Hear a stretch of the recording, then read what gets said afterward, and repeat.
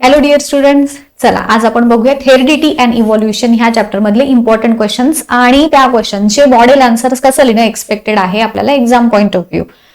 जसं की सुरुवातीला आपण हा चॅप्टर स्टार्ट केला, आधी आपण पीपीटी थ्रू घेतला, मग परत बोर्ड्स वरती झालं. आता थोडंसं माझ्या डिसेबिलिटीमुळे मला परत उभारून घेण्याचा प्रॉब्लेम आहे. मग मला असं विचारायला की instead of taking regular sessions तुम्हाला क्वेश्चन आन्सरच्या फॉर्म मध्ये उरलेला पार्ट पण आपला कव्हर होईल आणि एक्सरसाइज डिस्कशनचा पार्ट पण होऊन जाईल. हा ड्युअल हेतून मी हे आजचा सेशन जो आहे तो घेत आहे. याच्यामध्ये आपल्या एक्सरसाइज मधला जो सेकंड क्वेश्चन मी डायरेक्टली स्टार्ट करते. फर्स्ट क्वेश्चन यासाठी घेत नाही की त्याच्यामध्ये तुम्हाला वेगवेगळे इव्हिडन्सेस ऑफ इव्हॉल्युशन विचारलेले आहेत. कुठलेही आय थिंक 2 दिलेले आहेत, 2 किंवा 1 आणि बाकीचे 2 लिहायला इझी आहे. सो तो क्वेश्चन मी घेतलेला नाही. डायरेक्टली आपण सेकंड क्वेश्चन पासून सुरुवात करूयात. तुम्हाला क्वेश्चन दिलेला आहे, रीड द स्टेटमेंट्स आणि त्याचं जस्टिफिकेशन करायचं आहे. त्यातला जो फर्स्ट क्वेश्चन आहे that is human evolution begin approximately 7 crore years ago. आता ह्याचं जस्टिफिकेशन द्यायचं आहे. जस्टिफिकेशन म्हणजे काय, तर ही प्रोसेस झाली कशी ऍक्च्युली ते शॉर्ट मध्ये आपल्याला सांगणं एक्सपेक्टेड आहे.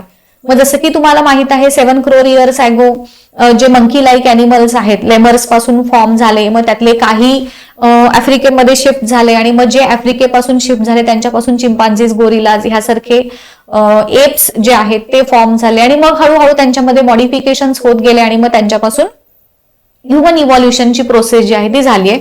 आता आपल्याला पूर्ण डिटेल पण नाही सांगायचंय आणि अगदी शॉर्ट पण नाही सांगायचंय. मग हा क्वेश्चन जसं की तुम्हाला माहित आहे एक्झाम मध्ये 90% क्वेश्चन्स हे तुमच्या एक्सरसाइज मधले विचारले जातात. सो एक्सरसाइज मधला ईच अँड एव्हरी पार्ट आपण कव्हर करणार आहे. याच्यामध्ये उत्तर जेव्हा तुम्हाला लिहायचं असेल, तुमचा पहिला पॉइंट काय असेल की जसं तुम्हाला आता सांगितलं लेमर लाईक अॅनिमल्स जे आहेत त्यांच्यापासून मंकी लाईक अॅनिमल्स इव्हॉल्व्ह झाले. त्या लेमर सारखे अॅनिमल्स जे आहेत तर त्यांची हळूहळू टेल डिसॅपियर झाली, त्यांचं ब्रेनचं एनलार्ज साईज एनलार्ज झाला. लेमर्स होते ना ते, त्यांच्यापासून मंकी सारखे अॅनिमल्स तयार झाले. मग त्या मंकी सारख्या अॅनिमल्सचे टेल डिसॅपियर झाली, त्यांचा ब्रेनचा साईज वाढला. बिकॉज ब्रेन साईज हा तुमच्या इंटेलेक्च्युअल ॲबिलिटीशी कोरिलेट करतो. जास्त साईज जेवढा तेवढा तुमचा इंटेलेक्च्युअल ॲबिलिटी जास्त असं. त्याच्यानंतर आता बघा 7 crore years ago ही प्रोसेस झाली. त्याच्यानंतर एप लाईक अॅनिमल्स म्हणजे जे पहिले अॅनिमल्स होते इजिप्टोपिथिकस ते फॉर्म होण्यासाठी ऑलमोस्ट 3 crore years चा स्पॅन लागला. म्हणजेच 7 crore years पूर्वी ही प्रोसेस झाली की लेमर्स पासून मंकी सारखे अॅनिमल्स तयार झाले. त्याच्यानंतर मग त्या मंकी लाईक अॅनिमल्स पासून एप सारखे, एप म्हणजे कोण, जे 2 पायांवरती चालतात, जे आपले चिंपांझीज, गोरिला वगैरे हे सगळे एप्स मध्ये येतात, बरोबर. मग त्यांच्या सारखे सिमिलॅरिटी दाखवणारे ऑर्गॅनिझम्स की ज्यांना म्हटलं आपण इजिप्टोपिथिकस, ते कधी तयार झाले तर 4 crore years ago तयार झाले. ते इजिप्टोपिथिकस जेव्हा आफ्रिकेमध्ये, त्यांच्यातले काही चायना इंडोनेशियामध्ये गेले, काही आफ्रिकेमध्ये गेले, तो त्या इजिप्टोपिथिकस पैकी जे आफ्रिकेमध्ये शिफ्ट झाले त्यांच्यापासून ऑलमोस्ट 2.5 crore years ago चिंपांझीज आणि गोरिलाज फॉर्म झाले आणि त्यांच्यापासून पुढे ड्रायोपिथिकस.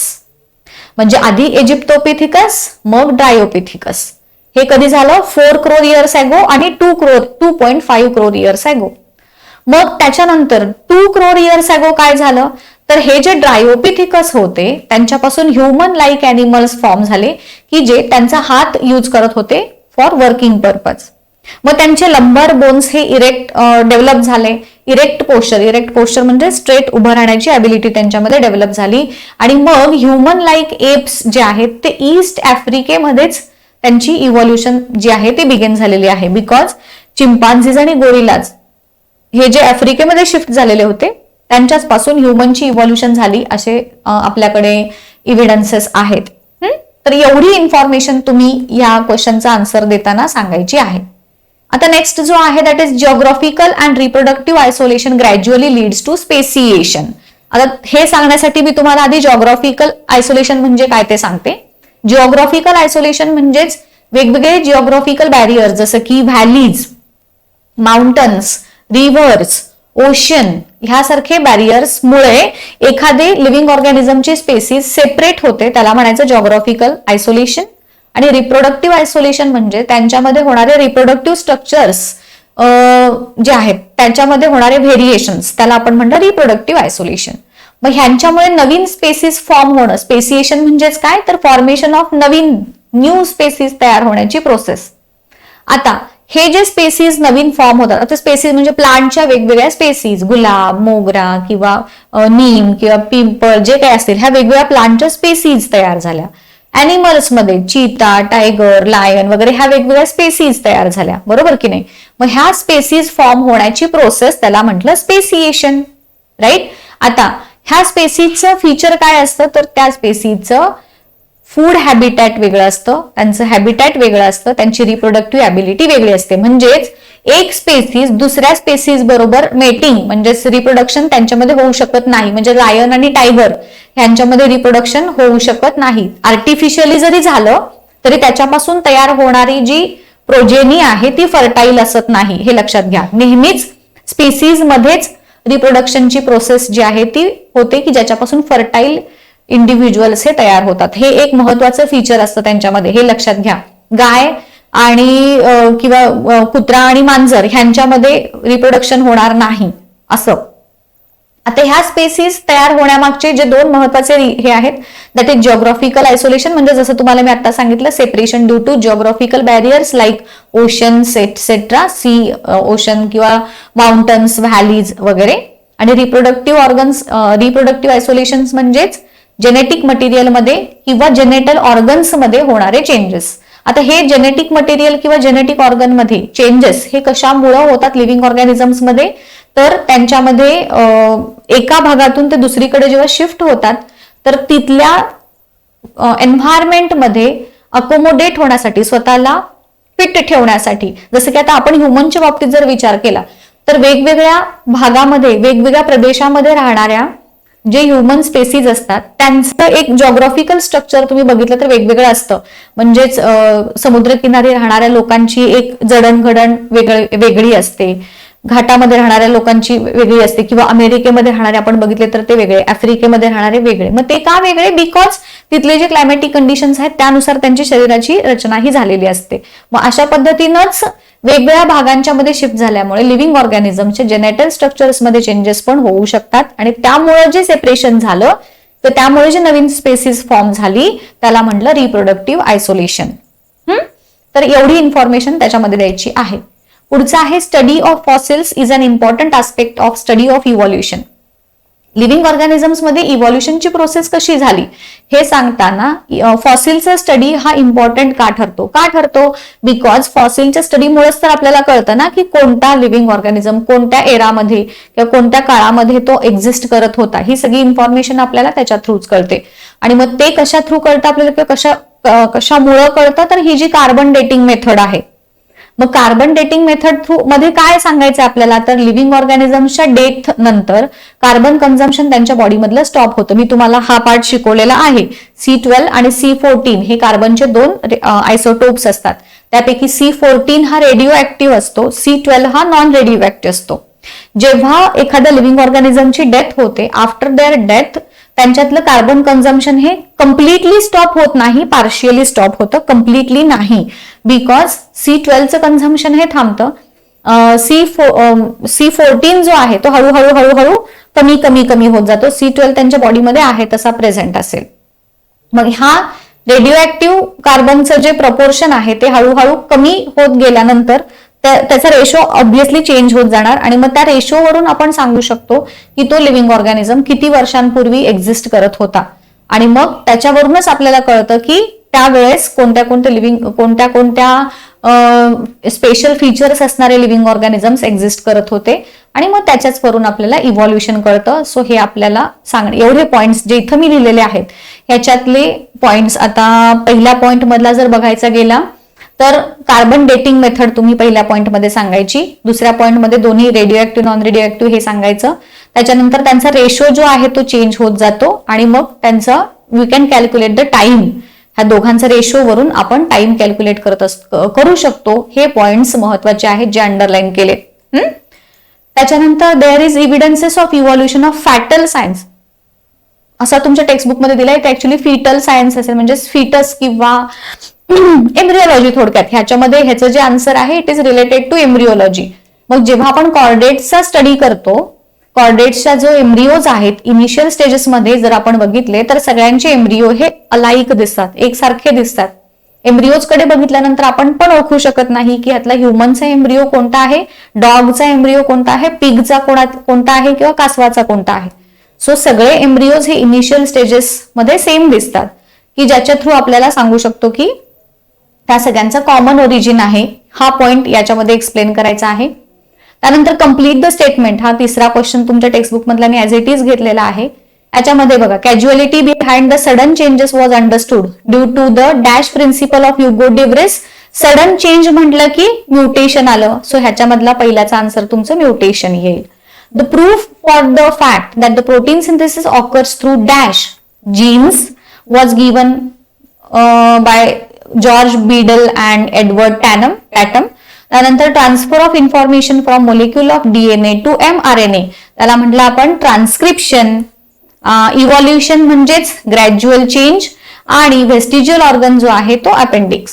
सो हे त्याचे आन्सर झाले. असे प्रश्न देखील एक्झामसाठी इम्पॉर्टंट आहेत. शॉर्ट नोट्स मधला पहिला आहे लॅमार्किझम. आता लॅमार्किझम हा पण ऍक्च्युअली माझा टीच करून झालेला नाही, त्यामुळे थोडंसं डिटेल सांगते.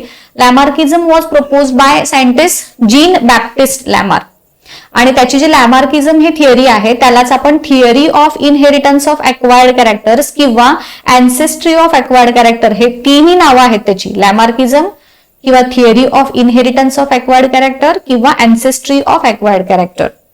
ही जी थिअरी आहे it is related to use and disuse of organ. आणि लॅमार्कनं काय सांगितलंय त्याच्या थिअरीमध्ये की एखादा ऑर्गन तुम्ही जितका जास्त यूज कराल तितका तो नेक्स्ट जनरेशनकडे ते जे कॅरेक्टरिस्टिक्स आहेत ते पास होतात, असं लॅमार्कचं म्हणणं आहे. म्हणजेच त्याचं म्हणणं काय की जसं जिराफाचं ह्याच्यात बघितलं आपण एक्झाम्पल त्यानं दिलं की सुरुवातीला जिराफ आणि झेब्रा ह्यांची नेकची लेंथ ही सेम होती. मग नंतर काय झालं, इव्हॉल्युशनची ज्या प्रोसेसमध्ये जसं की आपण बघितलंय कॉम्पिटिशन, सर्व्हाइव्ह होण्यासाठी त्या सगळ्या लिव्हिंग ऑर्गॅनिझम्स मध्ये, समजा जिराफ, झेब्रा किंवा अदर सगळे ग्रेझिंग अॅनिमल्स हे एकाच ग्रासलँड मध्ये चरतायत. मग सगळ्यांना everyone will try to survive. आणि मग त्यांना असं वाटलं की ह्या सगळ्या कॉम्पिटिशन मध्ये जर मला टिकून राहायचंय तर आता इथं तर सगळेजण खातायत गवत, मला कसं मिळणार. तुम्हाला एकच माहितीये की जो फिटेस्ट असतो तो सर्व्हाइव्ह होणार आहे किंवा जो स्मार्टेस्ट असतो तो. मग आता ह्या जिराफच्या बाबतीत काय झालं, सगळेच जण ग्रास इटर्स होते आणि जर त्याला सर्व्हाइव्ह व्हायचं असेल तर त्याला थोडासा आउट ऑफ द बॉक्स जाऊन विचार करायला गरज होती. मग त्यानं काय विचार केला असेल तेव्हा की त्या झाडावरती जी मला पानं दिसत आहेत तर ती पानं जर मला खायला मिळाली तर किती बरं होईल. मग आता समजा एखादी उंचावरची वस्तू आपल्याला घ्यायची तर आपण काय करतो, आपण उड्या मारतो, हात तिथे स्ट्रेच करतो, तोंड. आता तसं अॅनिमल होता तर त्याला काही हात हे नाहीत तर he will stretch its neck region, बरोबर. मग ही टेंडन्सी लॅमार्कच्या मते काय झाली, प्रत्येक पुढच्या जनरेशनकडे ती पास होत गेली आणि हळूहळू त्या जिराफाच्या नेकचा साईज जो आहे तो इन्क्रीज होत गेला, असं त्या लॅमार्कचं म्हणणं होतं. म्हणजेच काय, तर ही जी टेंडन्सी आहे पुढच्या वरच्या पानांच्या पर्यंत पोहोचण्यासाठीची जी काही ती इच्छाशक्ती किंवा ती जी काही प्रयत्न होते त्या जिराफने केलेले, तर ते प्रत्येक पुढच्या जनरेशनकडे पास होत गेले असं त्याचं म्हणणं होतं. सो त्यानं सांगितलं की morphological changes occurring in and living organisms हे इव्हॉल्युशनसाठी रिस्पॉन्सिबल असतात आणि मग त्याच्यामुळेच हे नवीन स्पेसीज तयार होत गेल्या असं त्याचं म्हणणं आहे. आणि मग हेच पुढच्या पिढीकडे ट्रान्सफर होतात कॅरेक्टरिस्टिक्स. आणि मग त्यानं एक एक्झाम्पल दिलं हे जिराफाचं जसं सांगितलं. त्यानंतर ऑस्ट्रिच जेव्हा सुरुवातीला जसं की त्याचे विंग्स आहेत तुम्हाला पण माहिती आहेत शहामृगाचे, जेव्हा सुरुवातीला तो देखील नॉर्मल बर्ड सारखाच उडायचा असं त्यानं सांगितलं. बट नंतर त्याला इझिली जे त्याचं जे फूड आहे ते इझिली जमिनीवरच अवेलेबल होऊ लागला. आता तुम्ही विचार करा, एखादं तुम्हाला हवी असणारी वस्तू तुम्हाला आयती हातात मिळाली की आपण कसं लेझी बनतो, तसंच लॅमार्कनं काय सांगितलं की ऑस्ट्रिचला प्लेंटी ऑफ फूड अवेलेबल झालं ऑन द लँड किंवा सॉइल जी आहे त्याच्यावरच. त्यामुळं हळूहळू तो त्याच्या पंखांचा वापर करायचा विसरून गेला आणि मग त्याचे जे मसल्स आहेत किंवा विंगचे मसल्स हे वीक बनले असं त्याचं सांगणं होतं. त्यानंतर स्नेक्स देखील त्यांना पण आधी आपल्यासारखे लिम्स होते, अदर जे रेप्टाईल्स आहेत त्यांच्यासारखे, बट नंतर तो बरोईंग करून राहू लागला, जमिनीमध्ये बिळं करून राहू लागला आणि मग त्यासाठी त्याला त्या ह्याचा काही लिम्सचा म्हणजेच हातापायांचा काही यूज नव्हता आणि मग हळूहळू ते देखील व्हॅनिश होत गेले असं त्याचं म्हणणं आहे. त्यानंतर आयर्न स्मिथ म्हणजे जो लोहार असतो त्याचे शोल्डर्स जे आहेत ते स्ट्रॉंग होतात ड्यू टू फ्रिक्वेंट हॅमरिंग, असं त्याचं म्हणणं आहे. बट एक लक्षात ठेवा, त्या माणसाचे शोल्डर जरी स्ट्रॉंग झाले, बट ती टेंडन्सी त्याच्या मुलांच्या मध्ये येत नाही. म्हणजे गरज नाही की लोहाराच्या मुलाचे पण मसल्स तेवढे स्ट्रॉंग असतील किंवा त्याच्या मुलाचे अजून स्ट्रॉंग, असं होत नाही. सो हाच मेन, म्हणजे हे जरी एक्झाम्पल त्यांनी सांगितलेलं असलं आपल्याला लॅमार्किझम मध्ये, बट हे एक्झाम्पलच चुकीचं आहे. बरोबर की नाही? कारण मग असं म्हणलं तर प्रत्येक डॉक्टरचा मुलगा हुशार व्हायला पाहिजे, किंवा आपण बघतो की एखादे आई वडील अगदीच अशिक्षित असतात पण त्यांची मुलं खूप हुशार असतात, किंवा ह्याच्या उलट पण बघतो. सो असं काही होत नाही की एका पिढीकडून दुसऱ्या पिढीकडे हे त्या माणसानं कमवलेले, लाईफ लॉंग कमवलेले. म्हणजे समजा मी जर माझे हेअर कर्ली केले तर ती टेंडन्सी काय माझ्या पुढच्या जनरेशनकडे जाणार नाही असं. म्हणजे आपल्या लाईफ स्पॅन मध्ये आपण जे कॅरेक्टर्स कमवतो, म्हणजे जे आपल्याला हेरिडिटरी आलेले नसतात आपल्यामध्ये, आपण ते मिळवतो, ते कॅरेक्टरिस्टिक्स पुढच्या जनरेशनकडे पास होत नाहीत. आणि त्यांना अजून एक एक्झाम्पल दिले की legs of ducks have modified for swimming. हे काही एक्झाम्पल्स आहेत लॅमार्किझमचे, बट त्याचे जे ऑब्जेक्शन्स आहेत की नेहमीच हे मॉडिफिकेशन एका पिढीकडून दुसऱ्या पिढीकडे ट्रान्सफर होत नाही. नेक्स्ट आहे डार्विन्स थिअरी. डार्विन्स थिअरी त्यानं जी पब्लिश केली in the book called as origin of species. ह्या डार्विन्स थिअरीचं जे मेन कन्सेप्ट होती, it was the survival of the fittest. आता ह्याच्यामध्ये जसं तुम्हाला दिसतंय बघा, मी हे रेड कलर मध्ये जे दाखवले ते 5 मेन पॉइंट्स आहेत की जे तुमच्या आन्सरमध्ये आलेच पाहिजेत, कंपल्सरी आले पाहिजेत. ह्याच्यामध्ये तुम्ही अजून एक दोन लाईन एक्सप्लेन करून लिहू शकलात तर अगदीच उत्तम होईल, बट ऍटलिस्ट हे पॉइंट्स तरी तुमच्या याच्यामध्ये एक वर्ड्स तेवढे दिसले पाहिजेत. आता सर्व्हायव्हल ऑफ द फिटेस्ट म्हणजे काय, जसं मी तुम्हाला आता एक्झाम्पल दिलं की देर इज अ कॉम्पिटिशन. पहिली म्हणजे हे कशा पद्धतीनं होत जातं, एखाद्या नवीन स्पेसीजची इव्हॉल्युशन ही कशा पद्धतीनं होत जाते त्याच्या ह्या स्टेप्स दिल्यात. सर्व्हायव्हल ऑफ द फिटेस्ट म्हणजे काय ते सांगते बघा. सगळ्यात पहिल्यांदा काय होतं तर प्रत्येक लिव्हिंग ऑर्गॅनिझम्स मध्ये प्रोलिफिकली रिप्रोड्यूस करण्याची ॲबिलिटी असते. प्रोलिफिकली म्हणजे काय तर खूप जास्त अमाऊंट मध्ये.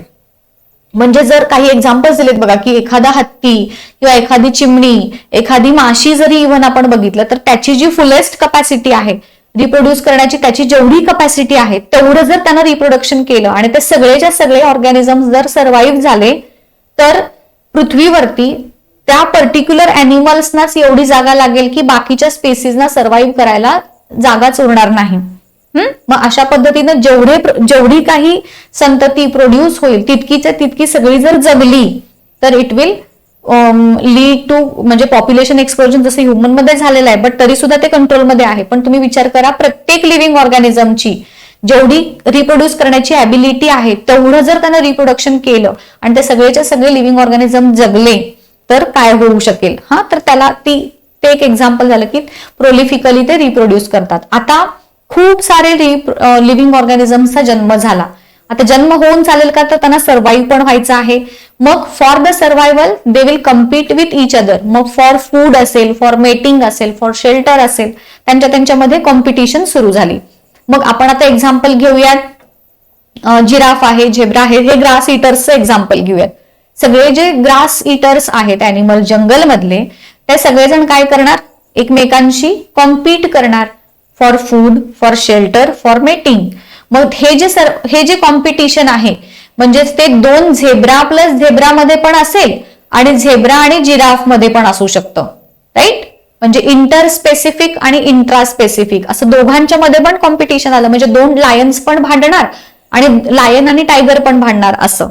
मग हे कॉम्पिटिशन मध्ये कोण जिंकतं तर जो फिटेस्ट आहे तो जिंकणार, बरोबर. आणि मग हे जे फिट ऑर्गॅनिझम्सचे जे काही कॅरेक्टरिस्टिक्स आहेत ते त्यांच्यामध्ये मॉडिफिकेशन्स जे असतील, गरजेचे जे असतील मॉडिफिकेशन्स, मी फॉर एक्झाम्पल नेहमी सांगते माझ्या स्टुडंट्सना हे की आपण मॉस्किटो रिपेलंट्स जेव्हा यूज करतो, खूप साऱ्या प्रकारचे आपण प्रयत्न करत असतो सो दॅट आपण मॉस्किटोजना मारू शकू.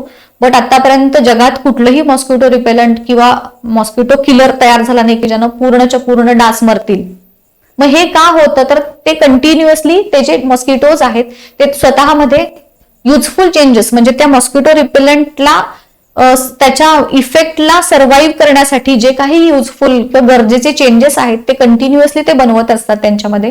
नंतर मग आपल्याला असं दिसतं एखादं नवीन मॉस्किटो रिपेलंट आपण आणलं की काय होतं, मस्किटो थोडेसे लांब जातील. थोड्या एक 8-10 दिवसानंतर जर बघितलं तर मस्किटो रिपेलंट मशीन चालू आहे आणि त्याच्यावरतीच तो जाऊन डास बसलेला असतो, बरोबर की नाही.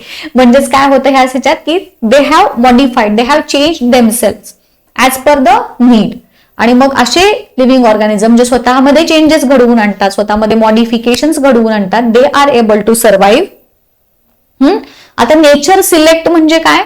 नेचर सिलेक्ट कुणाला नेचर सिलेक्ट म्हणजे काय? खरोखर नेचर येऊन उभा करणारे का सगळ्यांना चल रे तू हे नो. तर चेंजिंग कंडिशन नुसार ज्यानं स्वतःमध्ये बदल घडवून आणले ते लिव्हिंग ऑर्गॅनिझम सर्व्हाइव्ह होणार. जसं की आता आपण कोविडमध्ये बघितलं, ह्या कंडिशन्समध्ये प्रत्येकानं स्वतःमध्ये बदल घडवून आणले. जर मी म्हटलं असतं की नो बाबा मला तरी काय ऑनलाईन वगैरे शिकवता येणार नाही, तर मी सर्व्हाइव्ह होऊ शकले असते का? कितीतरी लोकांचे उद्योग धंदे थांबले का? बिकॉज त्यांनी स्वतःमध्ये चेंजेस नाही घडवून आणले. ज्यांनी स्वतःमध्ये मॉडिफिकेशन्स घडवून आणले, त्या काळाच्या गरजेनुसार नवीन टेक्नॉलॉजी ज्यांनी शिकल्यात, they are able to survive. आणि बाकीचे जे आहेत ज्यांना हे करून घेता आलं नाही, they have to perish, they have to die. आणि मग हे जे सिलेक्टेड ऑर्गॅनिझम्स आहेत त्यांच्यापासूनच मॉडिफिकेशन्स होत जातात आणि नवीन स्पेसिस तयार होतात. सो ह्या पद्धतीची ही डार्विनची थिअरी आहे. हे रेड वर्ड्स जे आहेत, रेड ह्याच्यामध्ये लिहिलेले, ते तुमच्या आन्सरमध्ये कंपल्सरी आले पाहिजेत. आता ह्याच्याशी रिलेटेड ऑब्जेक्शन्स काय काय आहेत? तर नॅचरल सिलेक्शन हे एकमेव फॅक्टर आहे का इव्हॉल्युशन होण्यासाठी? तर नाही. देर आर अदर फॅक्टर्स जसे की म्युटेशन सारखे फॅक्टर्स, तर ते देखील आहेत with the help of which evolution होते. सो हा एक ड्रॉबॅक झाला. युजफुल आणि युजलेस मॉडिफिकेशन जसं आपण मगाशी बघितलेलं होतं. काही युजफुल, आता जसं मी मगाशी नाही का म्हणलं, एखादं कॅरेक्टर मी दिवस रात्र मेहनत करून माझ्यामध्ये डेव्हलप केलं, पण ते कॅरेक्टर्स माझ्या पुढच्या जनरेशनकडे जाईलच असं नाही. तसंच युजलेस मॉडिफिकेशन जसं की वेस्टिजियल ऑर्गन्स वगैरे आपण बघतो, ते देखील का आहेत याचं एक्सप्लेनेशन डार्विननं त्याच्या थिअरीमध्ये दिलेलं नाही. आणि स्लो आणि ऍब्रप्ट होणारे चेंजेस म्हणजेच म्युटेशनशी रिलेटेड आहेत. हे स्लोली होणारे चेंजेस, एखादा चेंज एवढा का स्लो होतो? जर ते गरजेचं आहे तो चेंज आपल्या बॉडीमध्ये होणं, तर तो इमिजिएटली का होत नाही? किंवा एखादा पटकन का होतो? जसं की म्युटेशन मध्ये आपण बघतो ना, सडनली एखादा वेगळाच कॅरेक्टरिस्टिक तयार होतं, जीन्समध्ये होणारा सिक्वेन्स सगळा चुकतो. आणि मग हे का होतं? तर ह्याचं देखील आन्सर ह्या डार्विनच्या थिअरीमध्ये नाही. हे 3 त्याचे मेन ड्रॉबॅक्स आहेत. त्यानंतर येतं इव्हॉल्युशन. इव्हॉल्युशन वरती शॉर्ट नोट काय सांगायची आहे? तर इव्हॉल्युशन म्हणजेच लिव्हिंग ऑर्गॅनिझम्स होणारे ग्रॅज्युअल चेंजेस आहेत. ही स्लो गोईंग प्रोसेस आहे. न्यू स्पेसिस फॉर्म होतात लिव्हिंग ऑर्गॅनिझम्स मध्ये with the help of evolution. आणि हे नवीन जे चेंजेस झालेत ते प्रत्येक चेंजेस पुढच्या जनरेशनमध्ये ट्रान्सफर केले जातात आणि त्याच्या थ्रू इव्हॉल्युशन किंवा नवीन स्पेसिसची फॉर्मेशन होते. नेक्स्ट आणि लास्ट आहे कनेक्टिंग लिंक. कनेक्टिंग लिंक्स म्हणजेच काय? जे मॉर्फोलॉजिकल कॅरेक्टर्स, 2 लिव्हिंग ऑर्गॅनिझम्स मधले, 2 different groups of living organism जे आहेत त्यांच्यामध्ये कंबाईन असणारे कॅरेक्टरिस्टिक्स जे लिव्हिंग ऑर्गॅनिझम्स दाखवतात त्याला म्हटलंय आपण कनेक्टिंग लिंक.